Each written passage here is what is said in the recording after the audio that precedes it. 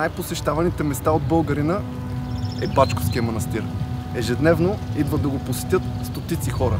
Малко обаче знаят историята му и че наблизо има местност наречена Кловията, която, освен че има два доста красиви водопада, пази и една легенда. Манастирът е вторият по големина в България. Основан е през 1083 г. от Григорий Бакоряни, като зданията образуват два правоъгълни двора. Северен, който е бил първоначалният облик на манастира, и южен, който е добавен през 30-те години на 19 век. Главната църква е наречена Успение Богородица и е построена през 1604 г. върху основите на Бакорянова църква. Освен основната църква, комплексът включва няколко по-малки храма – Свети Архангели, Свети Никола и килийната църква Си Светии. На два пъти части от жилищните сгради са опожарявани през 1912 и 1945 година. Първоначално манастирът се развива като център за грузинско монашество, а през годините сградите в двора претърпяват редица ремонти и преустройки.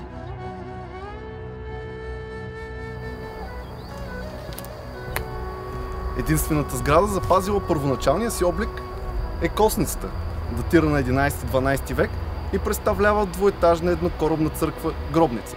Стенописите са дело на грузинец и са между най-ценните живописни ансамбли от 11-12 век. Сред тях са изображенията на Богородица с двама архангели, сцени от цикъла празниците и причастие на апостолите и образи на монаси. Днес след дълго навлизаме в резерват Червената стена, на територията на който вече сме посещавали няколко обекта, които ще ви излезат на края на това видео. Резервата е включен в списъка на биосферни резервати по програма на ЮНЕСКО през 1977 година. На неговата територия ще открием редица редки растения, някои от които са в Червената книга на България. Поради голямата си територия, животинските видове също не са никак малко. Това е първият водопад по пътя ни нагоре. Не е особено висок, но пък е интересен. Елате на пролет, защото лятото от джегите пресъхва нацяло.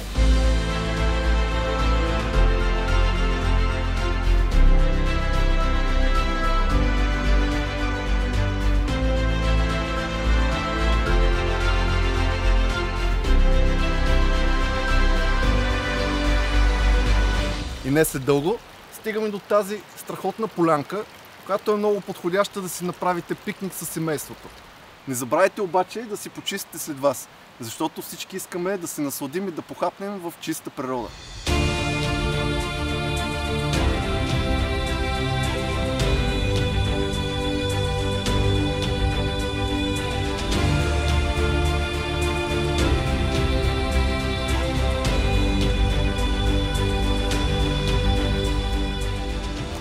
Сега предстои да ви разкрия някои от легендите, които това място пази. Бачковската Богородица е една от 20-те икони в света, на които самата Пресвета Богородица е позирала. Твърди се, че чудотворната икона е била изнесена от манастира в първите векове на османското робство. За да запазят иконата от нашественици, я скриват високо в скалите, а мястото се пази в дълбока тайна. И така с времето постепенно е забравено. В 17 век две пастричета откриват иконата, като разказват как видели светлина да проблясва в скалите. Заради сребърния и златния обков на иконата, тя отразявала слънчевите лъчи. След като видели, че това е икона, те съобщават в манастира и монасите я отнасят в църквата Света Богородица, където я оставят на иконостас. Но сутринта обаче остават изненадани, когато виждат, че иконата е изчезнала от мястото си. И познайте къде я намират. Точно така, там където първоначално е открита. Най-интересното е, че случката се повторила и потретила. И тогава един от монасите разказал, че му се пресънила Света Богородица и му казала, че ще остане в манастира само ако я поставят вдясно във входа на храма, за да вижда кой с какво сърце влиза в Божия дом. И всяка година на втория ден от Великден, когато е била открита, да я отвеждат до старото им място. Така и сторили. А на втория ден от Великден хиляди хора идват да носят иконата на ръце с надеждата, че тя ще изпълни молитвите им за здраве и сполука. Събират се тук в двора на Язното, където се вари курбан, под дебелата сянка на тези два огромни чинара, един от който е обявен за защитен вид и е на възраст над 300 години.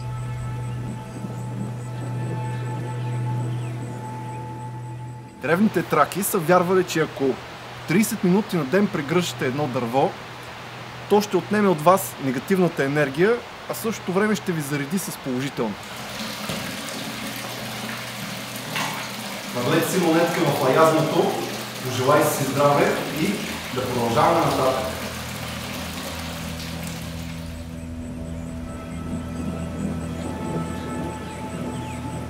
Тясна стълба, издялена в скалата, ни отвежда и до Параклиса, където казват, че Кандило гори непрекъснато. Вътре пък ще намерим копия от иконата на мястото, където е била първоначално открита.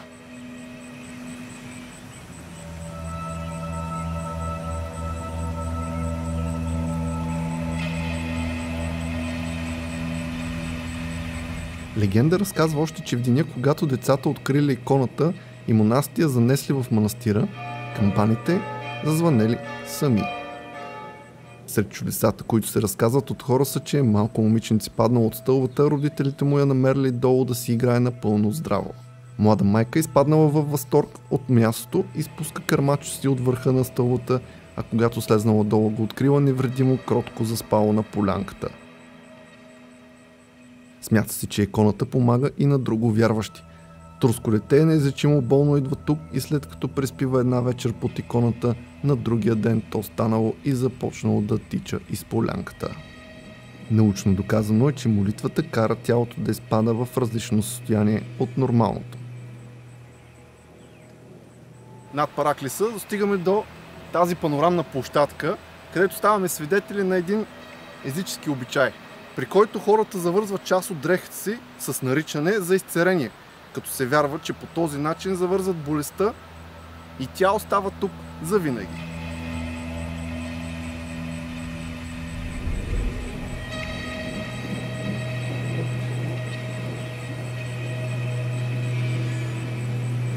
Пътя на чудотворната икона минава по тези стъпала нагоре към Параклиса Свети Архангел Михаил, където се оставя за поклонение и се провежда тържествена служба.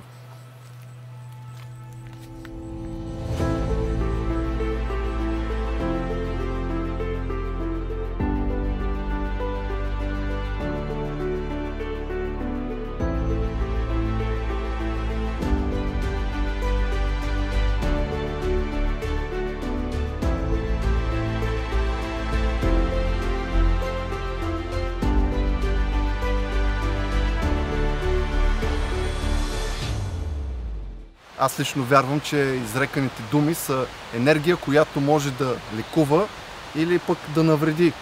Споделете ми вашето виждане по темата отдолу в коментарите. Надявам се днешния епизод да ви е харесал. Преди да преминете към следващия, ударете един палец нагоре. Аз ви казвам чао и до следващото видео.